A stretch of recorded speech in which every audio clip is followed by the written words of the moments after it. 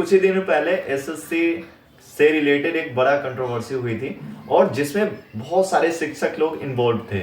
जितने सारे यूट्यूबर्स हैं जो यूट्यूब पे पढ़ाते वो सारे इन्वॉल्व थे। सभी अपना अपना ओपिनियन दे रहे थे, अपने अपने सुझाव दे रहे थे, मतलब रहे थे अगर देखा जाए तो इस वजह से उन लोगों का फायदा हो रहा था। एक तो ऑडियंस उनके पास जा रहा था, दूसरा पैसे बढ़ रहे थे, व्यूज आ रहे थे, मिलियन मिलियन में व्यूज जा रहे थे।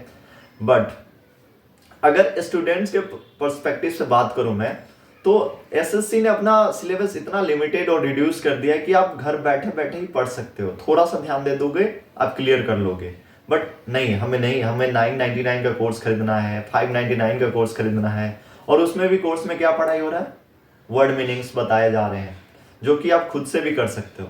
तो हम यहाँ इंडियन जो स्टूडेंट्स है आजकल के, वो इतने डाउटफुल रहते हैं, इतने आउट ऑफ कॉन्फिडेंस रहते हैं, थोड़ा भी कॉन्फिडेंस नहीं रहता उनके पास।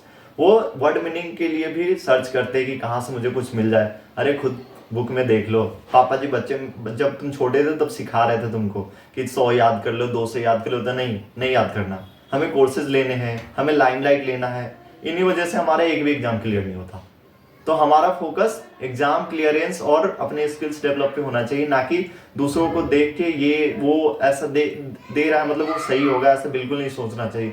सारे टीचर्स तुमको एक्चुअली वो नहीं बताएंगे जो तुम्हारे लिए जरूरत है, वो अपने हिसाब से अपने अकॉर्डिंग तुमको बस बताना चाहते हैं। तो सुनना सबका बट करना खुद का। अब ये तो थी इंग्लिश की बातें। अब जब मैं बात करूं मैथ्स की, तो फॉर्मूला याद है नहीं तुम्हें और तुम कोर्सेज देख रहे हो और उसमें सारी चीजों को बना रहे हो। अरे गधे, सिंपल सा तुमको अगर फॉर्मूला नहीं पता है तो तुम कैसे बनाओगे किसी भी चीज को। जब घर का फाउंडेशन पता ही नहीं कहाँ से क्या कौन सा रूम निकालना है, तुम पूरा घर बना दिए। ऐसा होता है? कभी नहीं होता।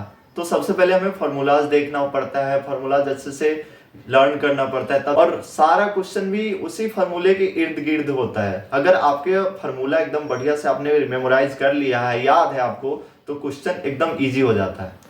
और दूसरी बात, चैप्टर्स की अंडरस्टैंडिंग भी तो होनी चाहिए। अगर चैप्टर्स की अंडरस्टैंडिंग नहीं है कि कहाँ से क्या आ रहा है, कहाँ से कितना सिलेबस कम आता है, कहाँ से ज्यादा आता है, उसी हिसाब से तो तैयारी करते हैं। तो नहीं, आपको सिर्फ जाना है और देखना है कि क्या ये जो शिक्षक है हमारे सो कॉल्ड शिक्षक को कैसे पढ़ा रहे हैं, बस।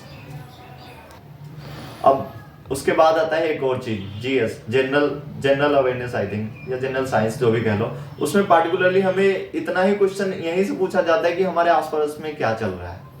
तो तुम्हें तो न्यूज देखना नहीं है, तुम्हें तो फोन चलाना है, सोना बाबू करना है, तो कैसे होगा? फिर कहाँ से एग्जाम क्लियर होंगे? तो इसके लिए भी आप खुद से तैयारी कर सकते हो। थोड़ा सा हेल्प ले लो टीचर से, थोड़ा बहुत कोर्सेज देख लो, बट हाँ, खुद की मेहनत बहुत इंपॉर्टेंट होती है।